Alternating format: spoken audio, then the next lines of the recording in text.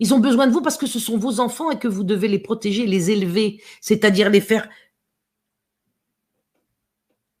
partir vers le haut. Les faire partir vers le haut. Donc, si vous voulez faire quelque chose de concret,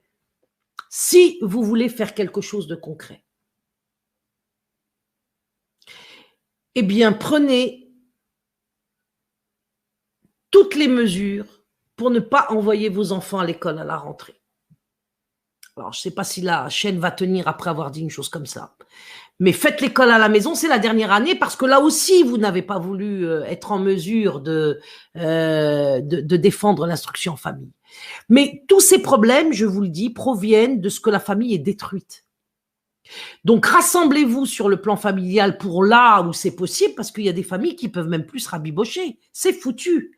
Donc, soit vous pouvez refaire des familles recomposées avec du voisinage ou des tribus reconstituées avec des amis que vous connaissez de longue date, parce que vous ne pouvez pas, évidemment, vous relancer avec des gens que vous ne pouvez pas vous réunir, avec des gens que vous ne connaissez pas depuis longtemps. Donc, ce que je vous conseille pour la rentrée, c'est de profiter de la dernière année, parce qu'après ce sera mort, de la dernière année pour faire l'école à la maison. Ils seront protégés à la fois de la sexualisation, à la fois de l'illettrisme, et puis de ce qui vous inquiète en ce moment particulièrement. Donc, prenez vos décisions. Nous sommes le 17 juillet 2021 et faites en sorte qu'à la rentrée, eh bien, vos enfants n'aillent pas à l'école. Ils seront ainsi préservés de beaucoup de choses. Alors, ça va remettre évidemment beaucoup de choses sur la table, cette affaire de ne pas envoyer les enfants à l'école, hein, parce que la maman travaille, la maman est toute seule, il n'y a pas de papa, le papa, il n'est pas là, mais il ne paye pas la pension alimentaire. Ça va poser beaucoup de questions. Et puis, attention au signalement, attention à l'ASE. Donc, moi, je ne suis pas en train de vous envoyer au casse-pipe.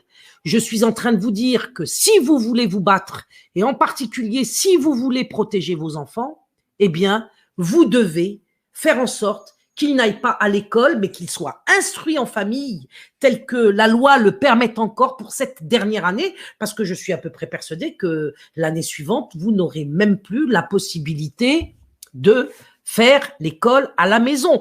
Donc, nous devons marquer un grand coup tout de suite pour faire céder le démon. Et sachez que lorsque vous prenez vos enfants sous votre protection, Dieu est content.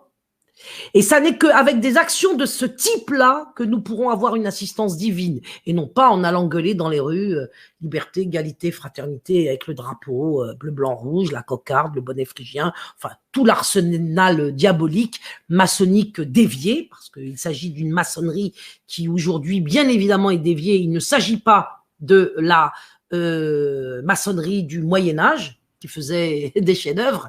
C'est une maçonnerie qui a été infiltrée par le démon et qui devient maintenant l'instrument justement de ces plans destructeurs de l'humanité. Dès la rentrée, de ne pas envoyer les enfants à l'école, il y aura un résultat sur l'ensemble de la politique gouvernementale actuelle si vous n'envoyez pas les enfants à l'école. Alors, ça va être difficile parce qu'ils s'y attendent. Ils ont une capacité extrêmement au point de contrecarrer, évidemment, la déscolarisation. Mais si vous encadrez la déscolarisation de vos enfants par des prières quotidiennes, alors là, on en a la preuve, Roman et moi, ça se passera très bien. Vous ne pouvez rien faire sans être assisté divinement. Et pour être assisté divinement, vous devez invoquer Dieu. Et ensuite, voir avec votre entourage comment mettre le plus de sécurité possible. J'y reviendrai pour faire quelque chose dans le domaine de l'enfance. Dans le domaine de l'enfance toujours, parce que si nous sommes des hommes et des femmes, il nous faut être des protecteurs. Nous allons récupérer notre identité d'homme et de femme, au moins partiellement et de manière conséquente, si nous nous occupons de nos enfants.